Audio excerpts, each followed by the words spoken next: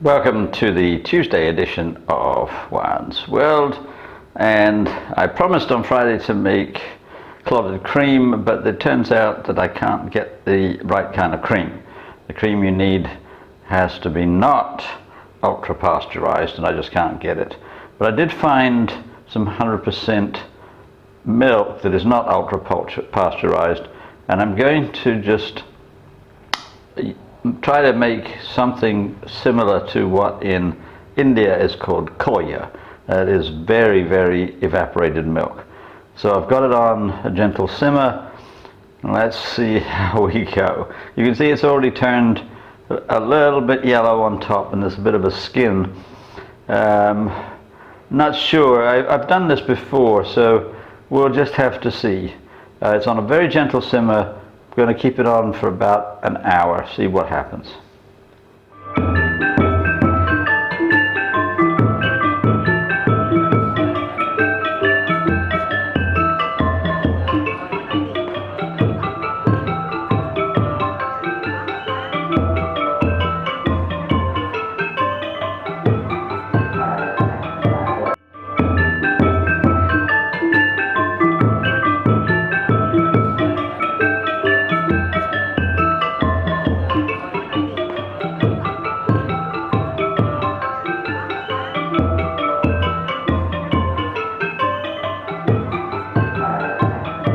Now I hope you can see that after, this is about 15 minutes, a skin has formed on the top of the milk, and I do need to keep stirring occasionally just to make sure it doesn't scorch, but I'm trying to reduce it at the moment. I'm trying to reduce it by about a half, but I'm actually going to keep going and see if I can get an even thicker milk product, which I will then be able to use in other recipes. I'm hoping to be able to make some kulfi, which is Indian ice cream.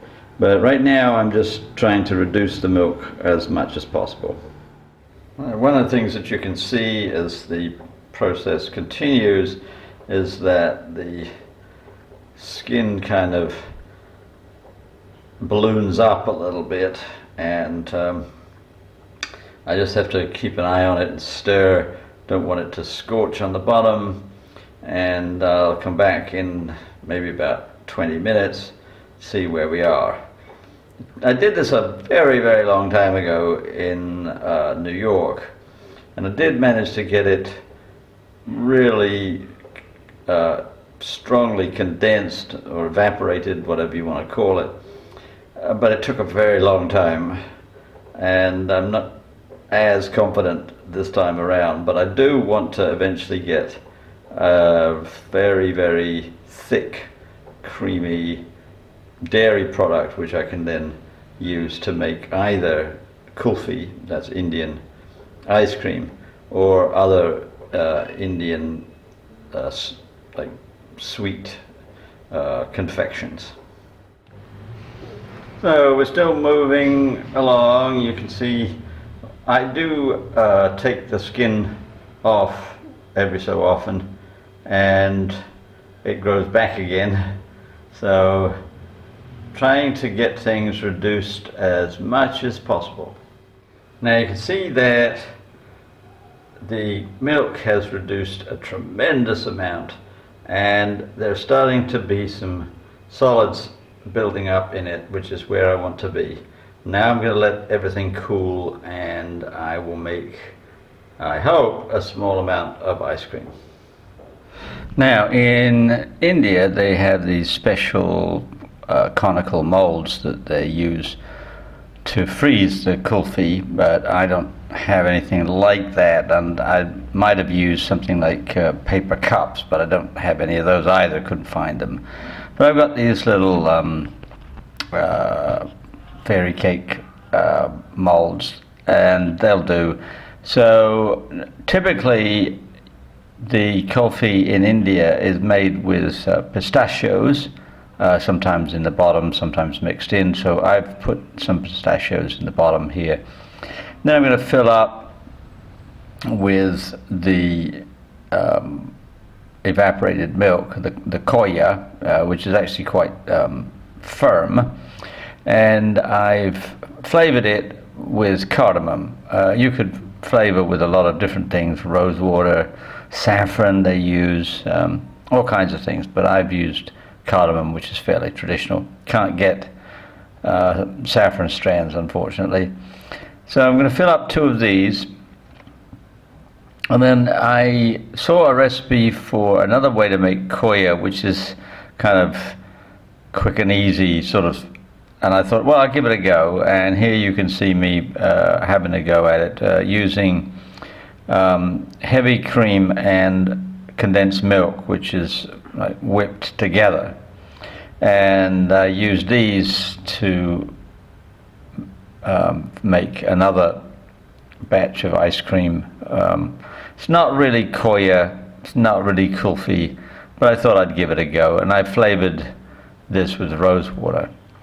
And then finally, here's the solids that I took off the milk as it was evaporating, and it's kind of caramelized and fairly sweet. No sugar in it.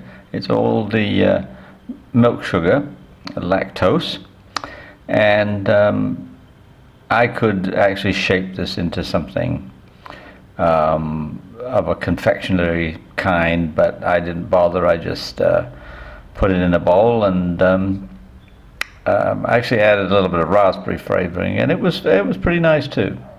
So here's the turned out ice creams. The one with the pistachio, and the one made using cream and condensed milk.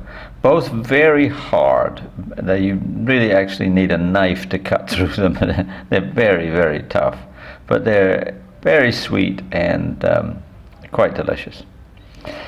And so here, just to finish off, are some crayfish which I found the other day. I'm really surprised, and I'm boiling them away and just giving you a little prelude of what my next cooking is likely to be all about. And meanwhile, please tell your friends about my videos, please like and subscribe, and I'll see you on Friday for more rambling about who knows what, heresy, Easter, can't say at this point. Have a good week.